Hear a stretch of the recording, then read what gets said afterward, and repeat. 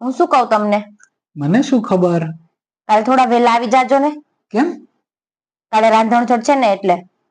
તો રસોઈ મારે બનાવવાની છે? ના, તમારે રસોઈ નથી બનાવવાની, ખાલી મને હેલ્પ કરાવવાની છે. એ બધા મને કઈ સમજ નહીં પડે. ખાલી હેલ્પ જ કરાવવાની છે કે ખાલી નકું ખાતા જ આવડે છે? મારે ખોટી મગજમારી નથી કરવી, બરાબર? એટલે કેવા શું માંગો છો? મગજમારી કરું છું એવો મારી પાસે ટાઈમ પણ નથી. સારું, ચાલો હું વહેલા આવવાની ટ્રાય કરીશ. બસ ખુશ? તો આટલી ઉછળકૂદ કરવાની કઈ જરૂર નથી, સીધી રીતે હા પાડી દેવાની. તમને કેમ બહુ જ મજા આવે? ખોટી હોશિયારી ના મારો ને, બંધ થાવ. સાલું, મને તો એ ખબર નથી પડતી કે હું શું બોલ્યો. આ તો એ કઈ બધી જરૂર પણ નથી. મને એ કે તહેવાર શેના માટે આવે? મનાવવા માટે. એટલે પરણેલા માણસો પત્નીને મનાવવામાંથી ઊંચા આવે તો તહેવાર મનાવે ને. સવારમાં પત્નીનું મોઢું જોઈ લે એટલે ખબર પડી જાય દિવસ કેવો જશે. રાશિ ભવિષ્ય જોવાની કશી જરૂર નથી પડતી. બસ હવે ચૂપ થાવ ને, અમારા અહીંયા આમે પણ કઈ જલસા નથી. કેમ, તમારા પપ્પાને ત્યાં તમે મર્સિડીઝમાં ફરતા હતા? હા. કોઈ દિવસ ફોટામાં તો જોયા નહીં. એવો શોખ નતો મને.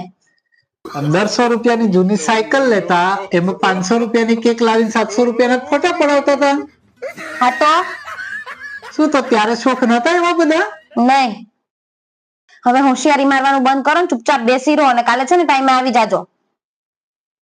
સાલું, મને તો એ ખબર નથી પડતી કે હું લગ્ન કરવા ગયો ત્યારે મારી સાથે આવ્યા હતા મારા દોસ્ત હતા કે દુશ્મન હતા? સાલા બધા ઉછળકૂદ કરતા હતા, નાચતા હતા. કોઈ એક વખતે મને ટકોર ના કરી કે તું રવા દે. શું કહો છો? કઈ નહીં. હા, કઈ બોલતા પણ નહીં. હા, બરાબર. સાલા આમે હું ક્યાં બોલું છું?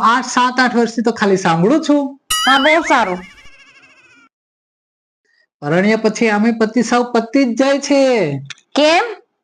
શું કેમ? મારા બધા દોસ્તોને આજે હું જોઉં છું ને, સાલા કેટલા ખુશ હોય છે. કારણ કે એ લોકોએ લગ્ન કર્યા નથી અને મને જેલવાસ આપી દીધો. બસ હવે સાવ ચૂપ થઈ જાવ, નતર હવે મજા નહીં આવે.